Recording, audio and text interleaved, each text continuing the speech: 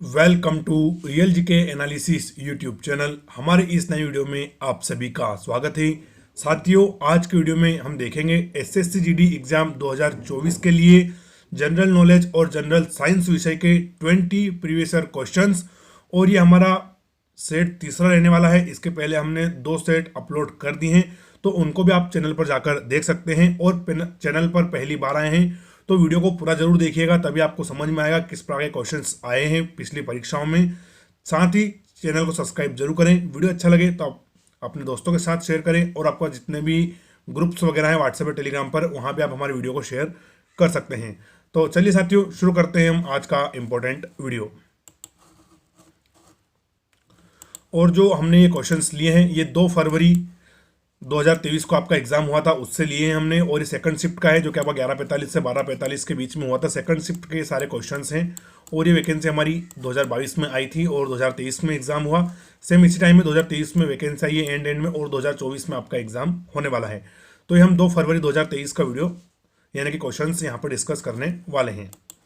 चलिए, तो साथियों, फर्स्ट क्वेश्चन है, प्लास्टर ऑफ पेरिस का रासायनिक नाम क्या है? जिसको हम पीओपी बोलते हैं, प्लास्टर ऑफ पेरिस, इसका रासायनिक नाम हमें यहाँ पर बताना है। तो फर्स्ट ऑप्शन है कैल्शियम हाइपोक्लोराइड, सेकंड ऑप्शन है कैल्शियम कार्बोनेट, तीसरा ऑप्शन है कैल्शियम ऑक्साइड, और फोर्थ ऑप्शन हो जाएगा कैल्शियम सल्फेट हेमीहाइड्रेट। क्या है? Calcium sulphate hemihydrate. तो करेक्ट आंसर है ऑप्शन 4। प्लास्टर ऑफ पेरिस का रासायनिक नाम क्या हो जाएगा? वो हो जाएगा कैल्शियम सल्फेट हेमीहाइड्रेट। ऑप्शन 4 बिल्कुल यहाँ पर हमारा करेक्ट आंसर हो जाएगा। नेक्स्ट वीडियो है, राष्ट्रीय आय की गणना में कितने वर्षों की समयावधि को ध्यान में रखा जाता है? क्या है? जो राष्ट्रीय आय की, जो हमारी नेशनल इनकम की गणना की जाती है, तो उसमें कितने वर्षों की समयावधि का ध्यान रखा जाता है? तो फर्स्ट ऑप्शन है 2 वर्षों की, दूसरा ऑप्शन है 1 वर्ष की, तीसरा ऑप्शन है 5 वर्ष की, और फोर्थ ऑप्शन हो जाएगा 10 वर्ष की। तो करेक्ट आंसर है 1 वर्ष की। तो राष्ट्रीय आय की गणना में 1 वर्ष की समयावधि का ध्यान रखा जाता है, यानी कि 1 ईयर का उसमें ध्यान हम रखते हैं। ऑप्शन दूसरा बिल्कुल हमारा करेक्ट आंसर है यहाँ पर। नेक्स्ट वेरी इंपॉर्टेंट क्वेश्चन है, नवंबर 2022 तक की स्थिति के अनुसार भव्य बिश्नोई, जो नवंबर 2022 में आदमपुर हरियाणा से विधानसभा के सदस्य के रूप में चुने गए थे, राजनीतिक दल से संबंधित हैं। यानी साथियों, उस समय करंट अफेयर्स का क्वेश्चन है। अभी इस अभी करंट अफेयर्स देखने वाले हैं।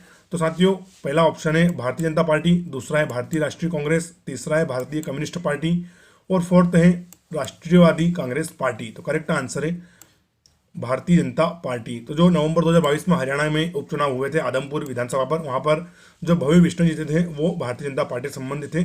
लेकिन अभी हाल फिलहाल में क्या है, हमारे 5 बड़े राज्यों में चुनाव हुआ है। तो एक तो एमपी में हुआ है साथियों, फिर राजस्थान में हुआ है, और छत्तीसगढ़ में। तो इन तीनों जगह पर किसकी सरकार आई है? तो इन तीनों जगह पर भारतीय जनता पार्टी की सरकार आई है। किसकी? भारतीय जनता पार्टी यानी बीजेपी। और मध्य प्रदेश के मुख्यमंत्री कौन बने? वो बने हैं मोहनलाल यादव। और राजस्थान से कौन बने? तो बने भजनलाल शर्मा। और छत्तीसगढ़ से कौन बने हैं? तो वो बने विष्णु साव या विष्णु साई। अब एक और हमारा बड़ा राज्य है तेलंगाना। तो वहां पर सरकार किसकी बनी है? तो बनी है भारतीय राष्ट्रीय कांग्रेस की। हाँ, किसकी? भारतीय राष्ट्रीय कांग्रेस की। और वहां पर कौन बने हैं? वहां पर बने हैं मुख्यमंत्री रेवंता रेड्डी। एक जगह और हमारे मिजोरम में चुनाव हुए हैं, वहां पर वो लाल रुंगा, कुछ ऐसा उनका नाम है, थोड़ा क्लियर नहीं है, वो वहां के मुख्यमंत्री बने हैं। तो इस प्रश्न से हमने थोड़ा आज का करंट अफेयर्स देख लिया। प्रश्न आपसे परीक्षा में पूछने की बहुत ज्यादा संभावना है। अब जो हमारा एमपी है, यहाँ पर 230 विधानसभा सीटें हैं, राजस्थान में 200 विधानसभा सीटें हैं, और जो छत्तीसगढ़ है यहाँ पर 90 विधानसभा सीटें हैं, और जो हमारा तेलंगाना है यहाँ पर 110 या शायद 120 में थोड़ा सा कंफ्यूजन हूँ, इतनी विधानसभा सीटें हैं। अगले वीडियो में क्लियर करके जरूर बता दूंगा आपको। चलिए नेक्स्ट क्वेश्चन देखते हैं हम। नेक्स्ट क्वेश्चन है, ओलंपियन नीरज चोपड़ा ने 2020 ओलंपिक खेलों में की दूरी तक भाला फेंककर स्वर्ण पदक हासिल किया था। तो जो नीरज चोपड़ा है, आजकल सब जानते हैं इनको, तो उन्होंने कितना मीटर भाला फेंककर गोल्ड मेडल हासिल किया? तो फर्स्ट ऑप्शन है 88.01 मीटर, सेकंड ऑप्शन है 89.58 मीटर, तीसरा ऑप्शन है 87.58 मीटर, और फोर्थ ऑप्शन है 87.85 मीटर। तो करेक्ट आंसर है 87.58 मीटर। कितना? 87.58 मीटर का इन्होंने भाला फेंककर गोल्ड मेडल जीता था, और इनके ऊपर किताब भी लिखी गई है जिसका नाम है गोल्डन बॉय। तो ऑप्शन तीसरा बिल्कुल हमारा करेक्ट आंसर यहां पर रहेगा। अगला क्वेश्चन है, जम्मू और कश्मीर पुनर्गठन संशोधन विधेयक 2021 को राज्यसभा में पेश किया गया था। यहाँ पर हमें डेट बतानी है कि किस डेट को उसको राज्यसभा में पेश किया गया था। जम्मू और कश्मीर पुनर्गठन संशोधन विधेयक 2021 को तो पहला ऑप्शन हो जाएगा 4 फरवरी 2021, दूसरा ऑप्शन है 4 जनवरी 2021, तीसरा ऑप्शन है 4 अप्रैल 2021 और फोर्थ ऑप्शन है हमारा 14 मार्च 2021 को। तो करेक्ट आंसर है 4 फरवरी 2021 को जम्मू और कश्मीर पुनर्गठन संशोधन विधेयक 2021 को राज्यसभा में पेश किया गया था। ऑप्शन 1 बिल्कुल हमारा करेक्ट आंसर यहाँ पर रहने वाला है। और साथियों हाल फिलहाल में अमित शाह जी द्वारा जम्मू और कश्मीर का नया परिसीमन भी आ गया है, जहाँ पर कुछ सीटें वगैरह बढ़ाई गई है और साथ ही जो हमारा पीओके है पाकिस्तान ऑक्यूपाइड कश्मीर, वहाँ के लिए सीटें आरक्षित करी गई हैं। तो ये भी करंट अफेयर्स में बना हुआ है, इसको आप जरूर देख लें, इससे प्रश्न बनने की संभावना जरूर रहेगी। नेक्स्ट क्वेश्चन है हमारा, जून 2022 में केंद्रीय प्रत्यक्ष कर बोर्ड सीबीडीटी के नए अध्यक्ष के रूप में किसे नियुक्त किया गया है? इसका अध्यक्ष किसको बनाया गया है? Central board of direct tax CBDT के नए अध्यक्ष के रूप में किसे नियुक्त किया गया है? तो फर्स्ट ऑप्शन नितिन गुप्ता को, सेकंड ऑप्शन है प्रमोद मोदी को, तीसरा ऑप्शन है संगीता सिंह को और फोर्थ है जगन्नाथ विद्याधर महापात्रा को। तो साथियों राइट आंसर रहेगा हमारा नितिन गुप्ता। कौन? जून 2022 तक की स्थिति के अनुसार है ये, आप देख लेना करंट में भी चेंज हो गया हो तो, क्योंकि हम प्रीवियस क्वेश्चन यहाँ पर डिस्कस कर रहे हैं। उस समय कौन थे? नितिन गुप्ता थे। तो आप इसको करंट में जरूर देखना। अगला प्रश्न है हमारा, निम्नलिखित में से किसे 2012 में केरल राज्य कथकली पुरस्कार से सम्मानित किया गया था? तो आप देख सकते हैं साथियों 2012 का यहाँ पर पूछ लिया है। तो करंट अफेयर्स और जीके की कोई लिमिट नहीं होती है। वैसे हम कभी देखते हैं ना कि शुरू के 6 महीने का करंट अफेयर्स पढ़ लिया कि इसमें हमारा काम हो जाएगा, तो कभी कभी हम फंस जाते हैं वहाँ पर। तो निम्नलिखित में से 2012 में केरल राज्य कथकली पुरस्कार सम्मानित किसको किया गया था? तो फर्स्ट ऑप्शन हमारा शोभना नारायण, दूसरा विकल्प है कलामंडलम वसु पिशारोड़ी, तीसरा ऑप्शन है कलामंडलम कल्याण कुट्टी अम्मा और फोर्थ ऑप्शन है अनुराधा पांडे। तो राइट आंसर हो जाएगा ऑप्शन दूसरा, कलामंडलम वसु पिशोरेड्डी को केरल राज्य कथकली पुरस्कार 2012 से सम्मानित किया गया था। यहाँ पर हमारा ऑप्शन दूसरा बिल्कुल करेक्ट आंसर है। अच्छा, केरल राज्य की राजधानी क्या है? तो वह है तिरुअनंतपुरम और यहाँ के मुख्यमंत्री कौन है? तो वह है पिनराई विजयन। कौन है? पिनराई विजयन। और केरल काफी ब्यूटीफुल और मोस्ट लिटरेसी रेट रखने वाला स्टेट है भारत का। चलिए अगला प्रश्न देखते हैं हम। नेक्स्ट वेरी इंपॉर्टेंट क्वेश्चन है, अशोक ने अपने शिलालेख में उल्लेख किया है कि उसने राजा बनने के बाद कलिंग पर विजय प्राप्त की थी। तो यानी कितने वर्ष के बाद उसने कलिंग पर विजय प्राप्त की थी? तो फर्स्ट ऑप्शन है हमारा 7 वर्ष बाद, दूसरा ऑप्शन है 10 वर्ष बाद, तीसरा ऑप्शन है 9 वर्ष बाद और फोर्थ ऑप्शन है 8 वर्ष बाद। तो करेक्ट आंसर है 8 वर्ष बाद, ऑप्शन 4। तो अशोक ने अपने शिलालेख में उल्लेख किया है कि उसने राजा बनने के 8 वर्ष के बाद 8 ईयर लेटर कलिंग पर विजय उसने प्राप्त कर ली थी। तो ऑप्शन 4 बिल्कुल हमारा करेक्ट आंसर यहाँ पर हो जाएगा। अगला प्रश्न देखेंगे हम, निम्नलिखित में से कौन सी भारत की अंतिम पंचवर्षीय योजना थी? यानी कि वो कौन सी, उसके बाद कोई नई पंचवर्षीय योजना नहीं आई है, तो हमारी अंतिम पंचवर्षीय योजना कौन सी थी? अच्छा, पंचवर्षीय योजना क्या होता था? तो साथियों एक कागज या एक ड्राफ्ट होता था पंचवर्षीय योजना, जिसमें हम आने वाले 5 सालों में क्या क्या करेंगे, क्या नए प्रोजेक्ट देश में लॉन्च करेंगे, क्या नीति रहेगी हमारी, वो सभी उसमें पहले से ही लिख लिया जाता था, पहले से उसको अपना लिया जाता था। तो इसको हम पंचवर्षीय योजना बोलते थे। तो प्रश्न है कि निम्नलिखित में से कौन सी भारत की अंतिम पंचवर्षीय योजना थी? तो फर्स्ट ऑप्शन है 12वीं, सेकंड ऑप्शन है 11वीं, तीसरा ऑप्शन है 13वीं और फोर्थ ऑप्शन हो जाएगा 10वीं। तो करेक्ट आंसर है 12वीं। तो भारत की अंतिम पंचवर्षीय योजना कौन सी थी? तो वो थी 12वीं पंचवर्षीय योजना। ऑप्शन 1 बिल्कुल हमारा करेक्ट आंसर रहेगा। चलिए अगला प्रश्न देखते हैं। अगला प्रश्न, एक ऐसी फसल जिसका उपयोग भोजन और चारे दोनों के रूप में किया जाता है, यह एक खरीफ की फसल है जिसे 21 डिग्री सेल्सियस से 27 डिग्री सेल्सियस के बीच तापमान की आवश्यकता होती है और पुरानी जलोढ़ मिट्टी में अच्छी तरह से बढ़ती है, अच्छी तरह से पैदावार देती है। तो उस फसल का हमें यहाँ पर नाम बताना है। तो फर्स्ट ऑप्शन है वो फसल चावल है, दूसरा ऑप्शन जूट है, तीसरा ऑप्शन मक्का है और फोर्थ है हमारा गेहूं। तो साथियों क्या है, खरीफ की फसल भी पूछा है, 21 डिग्री सेंटीग्रेड से 27 डिग्री सेंटीग्रेड के बीच में तापमान भी चाहिए और पुरानी जलोढ़ मिट्टी में होती है। तो करेक्ट आंसर रहेगा हमारा मक्का, जिसको हम इंग्लिश में मेज बोल देते हैं, मक्का। और इसका वैज्ञानिक नाम बताऊं आपको, तो वह है जी हाँ मेज। तो साथियों ये फसल है जिसका हम उपयोग भोजन और चारे दोनों के रूप में करते हैं। मक्का यानी जो मक्का के बीज होते हैं उनको हम खा लेते हैं और जो भूसा वगैरह होता है उसको कौन पशु खा लेता है, तो इसका दोनों के रूप में हम इस्तेमाल करते हैं, कॉर्न। तो करेक्ट आंसर हमारा ऑप्शन तीसरा मक्का। साथियों चैनल पर पहली बार आए हैं तो चैनल को आप सब्सक्राइब जरूर कर लें यार, क्योंकि आपके सब्सक्राइब से भी हमारा मोटिवेशन बढ़ता है। और जब तक आपका एसएससी जीडी का एग्जाम चलेगा मैं डेली आपके लिए वीडियो लेकर आता रहूँगा। अभी हम बहुत जल्द हिंदी के भी संभावित प्रश्न आपके लिए लेकर आएंगे। डेली 50 प्रश्नों का एक वीडियो चैनल पर आएगा, तो वो इंपॉर्टेंट नोटिफिकेशन आपसे छूट ना जाए, इसलिए आप चैनल को सब्सक्राइब जरूर करके रख लें। चलिए अगला प्रश्न देखते हैं हम। बाकी सब्सक्राइब करना तो निःशुल्क रहता ही है, उसका कोई चार्ज नहीं है, बस हमारा मोटिवेशन आप बढ़ा सकते हैं।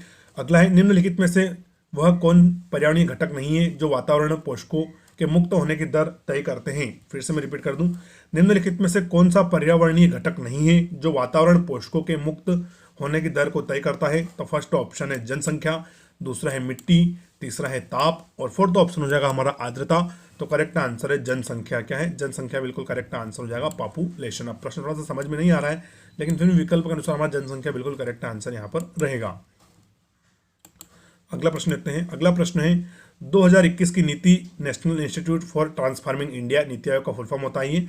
तो 2021 की नीति आयोग की रिपोर्ट के अनुसार ग्रामीण भारत की जनसंख्या का कितना प्रतिशत गरीबी रेखा से नीचे जीवन यापन कर रहा है? यहाँ पर हम अर्बन की बात नहीं कर रहे हैं, ग्रामीण क्षेत्र कर रहे हैं, यानी रूरल इंडिया की हम बात कर रहे हैं, यहाँ पर रूरल भारत की बात कर रहे हैं। तो कितने प्रतिशत लोग हैं जो आज भी गरीबी रेखा से नीचे जीवन यापन कर रहे हैं, यानी कि बीपीएल राशन कार्ड रखते हैं, बिलो पॉवर्टी लाइन के वो अभी भी नीचे हैं? तो फर्स्ट ऑप्शन है 7.65%, दूसरा ऑप्शन है 32.75%, तीसरा ऑप्शन हो जाएगा हमारा 12.4% और फोर्थ ऑप्शन हो जाएगा 23.4%। तो करेक्ट आंसर है 32.75%। तो 2021 की नीति आयोग की रिपोर्ट के अनुसार भारत में आज भी 32.7% लोग ऐसे हैं जो गरीबी रेखा से नीचे अपना जीवन यापन कर रहे हैं, खासकर ग्रामीण भारत में। तो ऑप्शन दूसरा बिल्कुल हमारा करेक्ट आंसर यहाँ पर हो जाएगा। अगला प्रश्न है 1919 में गांधी जी के विरोध में सत्याग्रह का आह्वान किया था? क्या है? 1919 में गांधी जी ने किस कानून या किस एक्ट के विरोध में अपना सत्याग्रह शुरू किया था या उसको बुलाया था? तो फर्स्ट ऑप्शन है भारत परिषद अधिनियम, दूसरा है पिट्स इंडिया एक्ट, तीसरा ऑप्शन है रॉलेट एक्ट और फोर्थ है रेगुलेटिंग एक्ट। करेक्ट आंसर हो जाएगा हमारा रॉलेट एक्ट। इसके विरोध में महात्मा गांधी जी ने 1919 में एक सत्याग्रह को बुलाया था। तो ऑप्शन तीसरा बिल्कुल हमारा करेक्ट आंसर है, रॉलेट एक्ट के विरोध में। गांधी जी से जुड़े हुए सारे प्रश्न आप एक बार जरूर देख लेना, क्योंकि 1 से 2 प्रश्न लगातार बनने की कोशिश करेंगे और मैं भी एक हो सकेगा तो एक वीडियो पूरा गांधी जी के ऊपर ही हम सेपरेट लेकर आ जाएंगे। अगला प्रश्न है नेताजी सुभाष राष्ट्रीय खेल संस्थान निम्नलिखित में से किस शहर में स्थित है? कौन सा? नेताजी सुभाष राष्ट्रीय खेल संस्थान जो परिसर है ये किस शहर में स्थित है? तो फर्स्ट ऑप्शन है पुणे में, दूसरा है कोच्चि में, तीसरा ऑप्शन है पटियाला में और फोर्थ ऑप्शन है जयपुर में। तो साथियों करेक्ट आंसर है पटियाला में। तो नेताजी सुभाष राष्ट्रीय खेल संस्थान कहाँ पर है? ये पटियाला शहर में स्थित है। और ये क्या है? साई है, sports authority of India, Sai का सेंटर है ये पटियाला में, स्पोर्ट्स अथॉरिटी ऑफ इंडिया का सेंटर है नेताजी सुभाष चंद्र राष्ट्रीय खेल संस्थान। चलिए अगला प्रश्न देखते हैं हम।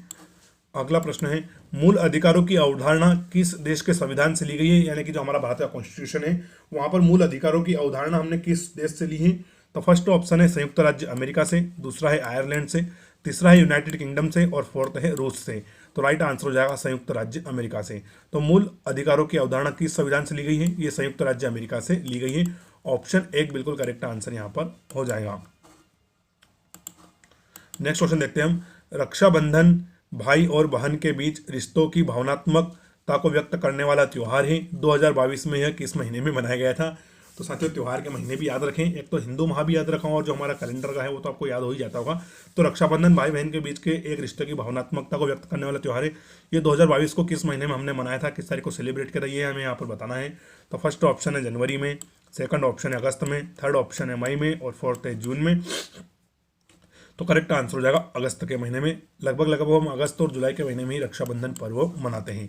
तो ऑप्शन दूसरा बिल्कुल हमारा करेक्ट आंसर यहाँ पर हो जाएगा। नेक्स्ट वेरी इंपॉर्टेंट क्वेश्चन है खुदरा विक्रेताओं के लिए गोदाम में स्टॉक रखते हैं ताकि खुदरा विक्रेताओं को जब भी उनकी आवश्यकता हो सामान उपलब्ध कराया जा सके। तो कौन लोग होते हैं जो खुदरा विक्रेताओं के लिए गोदाम में अपना सामान को स्टॉक रखते हैं ताकि उनको जब भी जरूरत हो उनको दे दें? तो फर्स्ट ऑप्शन है थोक विक्रेता, सेकंड ऑप्शन है खरीदार, तीसरा ऑप्शन है ग्राहक और फोर्थ ऑप्शन है विक्रेता।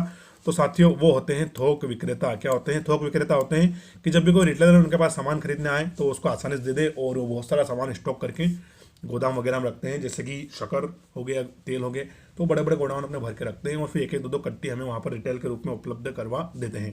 तो करेक्ट आंसर रहेगा हमारा ऑप्शन 1 थोक विक्रेता। नेक्स्ट क्वेश्चन देखेंगे हम। भारत के महाधिवक्ता की नियुक्ति किसके द्वारा की जाती है? वेरी वेरी इंपॉर्टेंट क्वेश्चन है साथियों, इसको आप जरूर याद रखें कि भारत के महाधिवक्ता की नियुक्ति किसके द्वारा की जाती है। तो फर्स्ट ऑप्शन है भारत के मुख्य न्यायाधीश द्वारा, सेकंड ऑप्शन है प्रश्न में थोड़ा सा हाँ चलो हम इसको हम देख लेंगे, राज्यपाल द्वारा, तीसरा है राज्य चुनाव आयुक्त के द्वारा और फोर्थ है मुख्यमंत्री के द्वारा। तो साथियों यहाँ पर राज्य के महाधिवक्ता की बात करिए तो उसका चुनाव राज्यपाल करेगा। कौन? राज्यपाल करेगा। और अगर भारत के महाधिवक्ता की हम बात करें तो उसका चुनाव प्रेसिडेंट महोदय यानी कि राष्ट्रपति करेंगे। तो प्रश्न है कि राज्य के महाधिवक्ता की नियुक्ति किसके द्वारा की जाती है, तो राज्यपाल के द्वारा की जाती है। और अगर ऑल ओवर भारत की हम बात करें तो वो प्रेसिडेंट यानी कि राष्ट्रपति के द्वारा की जाती है। तो ऑप्शन दूसरा बिल्कुल हमारा यहाँ पर करेक्ट आंसर हो जाएगा। देखिए इसे हम कभी कभी कंफ्यूज हो जाते हैं। अब मैंने यहाँ पर राज्य पर ध्यान नहीं दिया, और अगर यहाँ राष्ट्रपति होता तो मैं सीधी सी बात है राष्ट्रपति को ही क्लिक करके आता, प्रश्न याद होने के बावजूद भी मेरा गलत हो जाता। थोड़ा इसलिए लैक ऑफ क्लियरिटी चाहिए, माइंड प्रेजेंस भी हमें बनाकर रखना पड़ता है। चलिए अगला प्रश्न देखते हैं हम। गंगा नदी निम्नलिखित में से किस जल निकाय में मिलती है, यानी कि किस में वो जाकर समाप्त हो जाती है। तो फर्स्ट ऑप्शन है प्रशांत सागर पैसिफिक ओशियन में, दूसरा है अरब सागर में, तीसरा है दक्षिण चीन सागर में, और फोर्थ है बंगाल की खाड़ी में। तो करेक्ट आंसर है गंगा नदी निम्नलिखित में से बे ऑफ बंगाल में जाकर मिल जाती है साथियों, किसमें, बंगाल की खाड़ी में। हमारे गंगोत्री ग्लेशियर से निकलती है, फिर उत्तराखंड, उत्तर प्रदेश, बिहार, ये सब पूरा जाकर बांग्लादेश में प्रवेश करती हुई है। कहाँ पर मिल जाती है, बंगाल की खाड़ी में जाकर मिल जाती है।